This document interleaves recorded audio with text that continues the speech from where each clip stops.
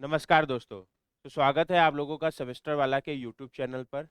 इस particular series में मैं आप लोगों के साथ मशीन डिजाइन सब्जेक्ट डिस्कस कर रहा हूँ, यूनिवर्सिटी एग्जाम को ध्यान पे रखते हुए। ठीक है। आज हम लोग अभी जो हम लोग चैप्टर देख रहे हैं, डिजाइन अगेंस्ट स्टैटिक लोड, उसी में एक टॉपिक देखेंगे, सुटेबल्स थ्योरी ऑफ फेलियर। मतलब कौन से मटेरियल के लिए कौन सा थ्योरी ऑफ फेलियर ज्यादा सुटेबल है। तो ये एकदम सिंपल है, ध्यान देना। अब अगर हम लोग को ऐसे कंक्लूड करना है एक्चुअली कि कौन से मटेरियल के लिए कौन सा थ्योरी ऑफ फेलियर सुटेबल है, तो जाहिर सी बात है वो बिना टेस्टिंग के कैसे पता चलेगा। ठीक है। बट हम लोग थ्योरी ऑफ फेलियर पढ़ते ही इसलिए हैं क्योंकि कॉम्प्लेक्स स्ट्रेस कंडीशन में हर कॉम्बिनेशन के लिए टेस्टिंग पॉसिबल नहीं है, क्योंकि वहां इनफाइनाइट कॉम्बिनेशन है। बट हम लोग कुछ कॉम्बिनेशन के लिए टेस्ट करके तो देख सकते हैं ना। तो जैसा कि हम लोगों ने रीजन ऑफ सेफ्टी देखा था वेरियस थ्योरी ऑफ फेलियर का, जैसे अभी ये एक ही ग्राफ में ना मैं प्लेन स्ट्रेस कंडीशन के लिए सारे थ्योरी ऑफ फेलियर का रीजन ऑफ सेफ्टी ड्रॉ कर दिया हूँ। ठीक है। अब हम लोग कुछ मटेरियल ले लिए, जैसे कास्ट आयरन। कास्ट आयरन एक ब्रिटल मटेरियल है। कॉपर, स्टील, एल्यूमिनियम ये डक्टाइल मटेरियल है। और उनमें कुछ combination of complex stress condition के लिए हम लोग टेस्ट करके ये पता किए कि इस ग्राफ में फेलवर पॉइंट कहां पर मिल रहा है। और जब हम लोग ये देखे ना, ठीक है, ये हम लोग प्लेन स्ट्रेस कंडीशन के लिए एनालिसिस किए, बट इसमें जो कंक्लूजन आएगा उसको लगभग हम लोग ओवरऑल सबके लिए सही मान लेंगे। ठीक है। तो हम लोग को ये पता चला कि जो ductile material like copper, steel और एल्यूमिनियम, इनका जो फेलवर पॉइंट था ना वो डिस्टॉर्शन एनर्जी के ग्राफ के ज्यादा आसपास, और इवन यू कैन से ट्रेस्का के ग्राफ के ज्यादा आसपास था। तुम लोग देख सकते हो मेनली डिस्टॉर्शन एनर्जी के ज्यादा आसपास था। ठीक है, ये हो गया। वहीं अगर हम लोग कास्ट आयरन यानी ब्रिटल मटेरियल का फेलवर पॉइंट देखें, तो उसका जो पॉइंट्स है ना वो रैंकाइंस यानी नॉर्मल स्टेज थ्योरी ऑफ फेलवर के बाउंड्री के ज्यादा आसपास था। और इसी से हम लोग ये कंक्लूजन निकाले कि जो हम लोग का डक्टाइल मटेरियल है, जैसे अगर हम लोग पहले डक्टाइल मटेरियल के लिए बात करें, तो डक्टाइल मटेरियल में ना मेनली वो फेल होता है सीयर के कारण। ध्यान देना, जब भी ना कोई पर्टिकुलर मटेरियल चाहे shear stress theory of failure से फेल हो, चाहे distortion energy theory of failure से फेल हो, उसमें हम लोग फेलवर का कारण सीयर को बोलते हैं। सीयर स्ट्रेस नहीं बोला, सीयर बोला। ठीक है। सीयर स्ट्रेस में maximum shear stress criteria of failure है, मतलब वहां भी सीयर हो रहा है। डिस्टॉर्शन एनर्जी का दूसरा नाम तुम लोग को याद होगा कि सीयर स्ट्रेन एनर्जी था। डिस्टॉर्शन एनर्जी के कारण केवल शेप चेंज होता है, और जब शेप चेंज होने का मेन कारण सीयर स्ट्रेस ही होता है। ठीक है, सीयर ही होता है। तो यहाँ पर फेल होने का मेन कारण सीयर है। और इससे हम लोग कंक्लूड करते हैं कि जनरली, मैं ना हमेशा कभी भी बोलूंगा ना कौन से मटेरियल के लिए कौन सा थ्योरी ऑफ फेलियर सुटेबल है, तो उसमें एक जनरली लाइन हमेशा लगाऊंगा, क्योंकि कुछ एक्सेप्शन हर केस में हमेशा आ सकता है। बट जनरल में अगर हम लोग बात करें तो डक्टाइल मटेरियल के लिए ना maximum shear stress theory and distortion energy theory suitable होता है। ठीक है, दोनों मैक्सिमम शियर स्ट्रेस थ्योरी भी और डिस्टॉर्शन एनर्जी भी। हाँ, अगर अब हम लोग इन दोनों को कंपेयर करें, क्योंकि इसके लिए मैं दो थ्योरी बताया, ठीक है, तो हम लोग ये बोल सकते हैं कि डिस्टॉर्शन एनर्जी थ्योरी ना ज्यादा एक्यूरेट रिजल्ट देता है, क्योंकि कुछ कॉम्बिनेशन के लिए हम लोग जो टेस्ट किए ना उसमें टक्टाइल मटेरियल का फेलियर पॉइंट डिस्टॉर्शन एनर्जी की बाउंड्री को ज्यादा टच करा था।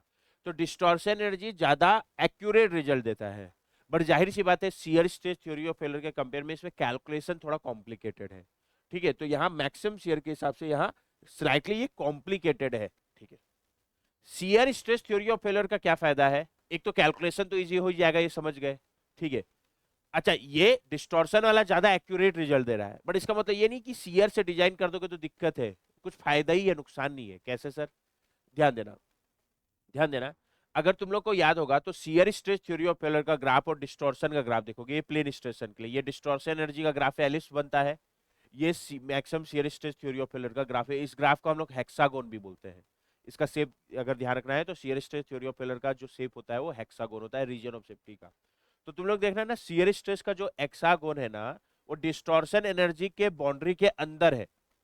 इट मींस इसका region of safety distortion energy से छोटा है, और छोटा है इसका मतलब क्या है ना, ये थ्योरी ऑफ फेलियर ज्यादा सेफर है।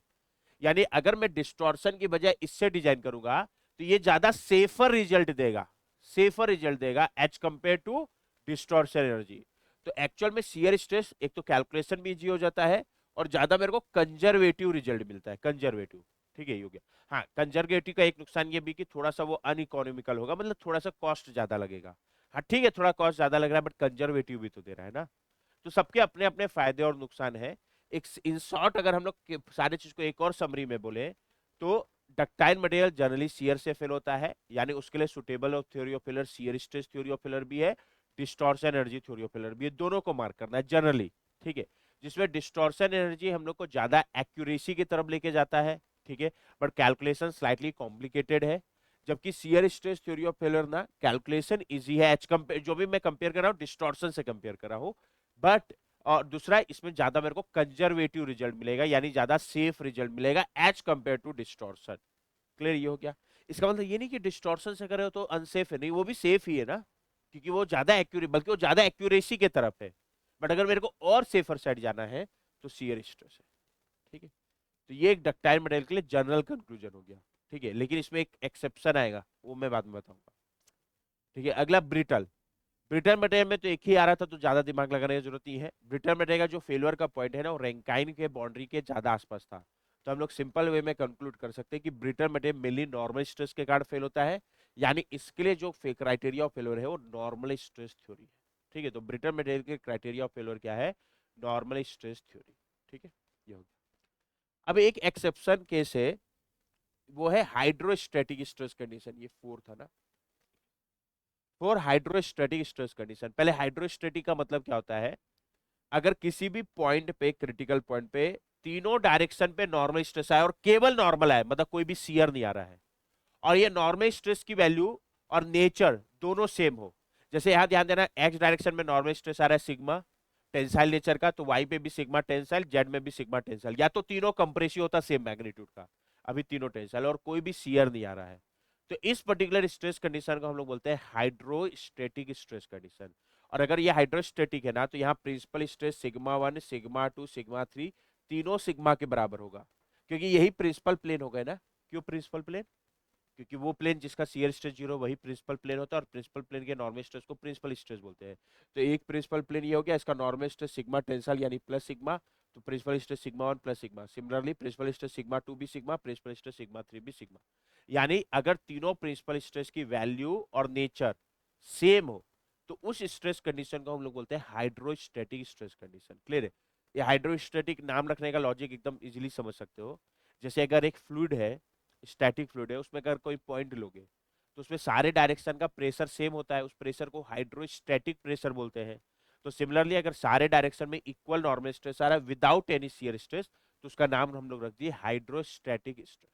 ठीक है, अब अगर एक्चुअली स्ट्रेस कंडीशन हाइड्रोस्टैटिक है ना, तो ये इसलिए अलग से बता रहा हूँ, इस पर्टिकुलर स्ट्रेस कंडीशन के लिए हम लोग ना तो shear stress theory of failure, ना distortion energy theory of failure use ही नहीं कर सकते for design, even material ductile ही क्यों ना हो।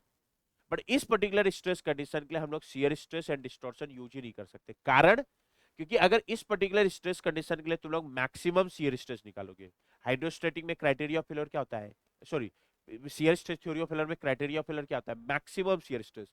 अब अगर मैं इस पर्टिकुलर स्ट्रेस कंडीशन के लिए मैक्सिमम शियर स्ट्रेस निकालूं, मैक्सिमम शियर स्ट्रेस, तो निकाल के देख लेना जीरो आएगा। कैसे? Maximum magnitude of mod sigma 1 minus sigma 2 divide by 2, sigma 2 1 sigma 2 दोनों सिग्मा है तो जीरो हो गया। Mod sigma 2 minus sigma 3 divide by 2, again sigma 2 sigma 3 दोनों सिग्मा है तो zero. Mod sigma 1 minus sigma 3 divide by 2, sigma 1 sigma 3 दोनों zero तो वो भी जीरो, और तीनों में सबसे ज्यादा भी जीरो। तो इस पर्टिकुलर कंडीशन पे मैक्सिमम शियर स्ट्रेस कितना आएगा? जीरो। सिंपल, इन तीनों में मैथमेटिकल मैक्सिमम भी सिग्मा माइनस मैथमेटिकल मिनिमम भी सिग्मा डिवाइड बाई 2, एक तरीका ये होता है ना। तो मैक्सिमम शियर स्ट्रेस कितना आ रहा है? जीरो। और अगर टाउ में मैक्सिमम शियर जीरो आ रहा है, तो अगर इसको तुम लोग शियर से डिजाइन करने लगो तो बोलेगा कभी भी फेल नहीं होगा, कुछ भी शेप रख लो, कुछ भी डायमेंशन रख लो, कभी भी फेल नहीं होगा। बट एक्चुअल में अगर मैं लोड बढ़ाते जाओ बढ़ाते जाओ बढ़ाते जाओ, तो एक लिमिट के बाद हर एक स्पेसिमेन फेल होता ही है। इट मीन्स, चूंकि ये बोल रहा है कि ये कभी भी फेल नहीं होगा, जो कि प्रैक्टिकली पॉसिबल नहीं है, इसलिए हम लोग Tresca's theory of failure hydrostatic stress condition के यूज नहीं कर सकते, क्योंकि इसके लिए टाउ मैक्स जीरो आ गया। वैसी अगला मैं क्या बोल रहा था, distortion energy theory of failure. तो अगर तुम लोग इस पर्टिकुलर स्ट्रेस कंडीशन के लिए यूडी निकालोगे, यूडी क्या होता है? Distortion energy per unit volume for hydrostatic, तो देखना वो कितना आएगा। क्या होता है यूडी का फॉर्मूला? 1/6g। मैं डायरेक्ट फॉर्मूला पुट कर रहा हूँ, in bracket sigma 1 square which is sigma, plus sigma 2 square वो भी सिग्मा, प्लस सिग्मा 3 स्क्वायर वो भी सिग्मा, सिग्मा 2 स्क्वायर वो भी सिग्मा, प्लस सिग्मा 3 स्क्वायर वो भी sigma, minus in bracket sigma 1 sigma 2, अच्छा सिग्मा 1 सिग्मा 2 दोनों सिग्मा है तो सिग्मा स्क्वायर हो जाएगा, प्लस सिग्मा 2 सिग्मा 3 वो भी sigma square, plus sigma 1 sigma 3 वो भी सिग्मा स्क्वायर। ये आएगा क्या? यस। अब ये हो गया 3 सिग्मा स्क्वायर, ये सिग्मा ही है ना, तीनों सिग्मा। ठीक है, 3 sigma square minus 3 sigma square कितना हो जाएगा? जीरो। तो इसके लिए डिस्टॉर्शन एनर्जी पर वॉल्यूम जीरो, और इसको समझ भी सकते हो, डिस्टॉर्शन एनर्जी वो पार्ट था जो शेप चेंज करने के लिए रिस्पॉन्सिबल था। अगर मैं तीनों डायरेक्शन में इक्वल नॉर्मल स्ट्रेस लगाता हूँ विदाउट एनी शियर स्ट्रेस, तो यहाँ ना शियर कभी आएगा ही नहीं, और शियर कभी आ ही नहीं रहा है ना, तो यहाँ शेप चेंज नहीं होगा, खाली वॉल्यूम चेंज होगा। और शेप चेंज नहीं हो रहा है तो यूडी की वैल्यू कितनी होगी? Zero. Distortion energy per unit volume कितना होगा? जीरो। और चूंकि ये जीरो है तो ये थ्योरी भी तो यही बोलेगा ना कि इसके हिसाब से भी मटेरियल कभी भी फेल नहीं होगा। हाँ सर। और इसके हिसाब से भी मटेरियल कभी भी फेल नहीं होगा, बट ऐसा नहीं है, कभी ना कभी तो फेल होता ही है। तो इसलिए हम लोग हाइड्रोस्टेटिक के लिए डिस्टॉर्शन एनर्जी पर थ्योरी ऑफ फेलियर भी यूज नहीं कर सकते, क्योंकि इसकी वैल्यू जीरो, चाहे मटेरियल डक्टाइल ही क्यों ना हो। फिर कोई जो भी अदर थ्योरी ऑफ फेलियर है वो यूज करेंगे। जैसे रेंकाइन कई बार हाइड्रोस्टेटिकली स्ट्रेन एनर्जी भी यूज कर लेते हैं, ठीक है। बट ये ध्यान रखना कि हाइड्रोस्टेटिक के लिए shear stress and distortion energy theory of failure हम लोग यूज नहीं कर सकते। तो under hydrostatic stress condition the distortion energy theory and shear stress theory cannot be applied for design purpose. This is because under such condition the distortion energy per unit volume and maximum shear stress दोनों का दोनों कितना है? Zero. मतलब अगर हम लोग एक समरी बोले सुटेबल थ्योरी ऑफ फेलियर का, तो जनरली जो डक्टाइल मटेरियल है उसके लिए शियर स्ट्रेस और डिस्टॉर्शन एनर्जी ज्यादा बेटर होता है हाइड्रोस्टैटिक स्ट्रेस को छोड़कर, जिसमें डिस्टॉर्शन एनर्जी ज्यादा एक्यूरेसी की तरफ जाता है और ज्यादा बट कैलकुलेशन थोड़ा बहुत कॉम्प्लिकेटेड है। जबकि shear stress theory of failure calculation easy है और वो और कंजर्वेटिव साइड चला जाएगा, क्योंकि उसका जो रीजन ऑफ सेफ्टी है जनरली प्लेन स्ट्रेस के लिए हम लोग देखें तो डिस्टॉर्शन के अंदर बन रहा था, ठीक है। लेकिन हाइड्रोस्टेटिक स्ट्रेस कंडीशन में ये दोनों थ्योरी ऑफ फेलियर भूल के भी यूज नहीं कर सकते, भले मटेरियल डक्टाइल ही क्यों ना हो, ठीक है। अगला अगर हम लोग ब्रिटल मटेरियल की बात करें तो उसके लिए generally normal stress theory of failure ज्यादा सुटेबल होता है। और हाइड्रोस्टेटिक के लिए तो बता ही दिया, कोई भी मटेरियल हो शियर स्ट्रेस एंड डिस्टॉर्शन तो भूल के भी यूज नहीं कर सकते, ठीक है। तो ये हम लोग का कंप्लीट होता है एक topic suitable theory of failure. Okay.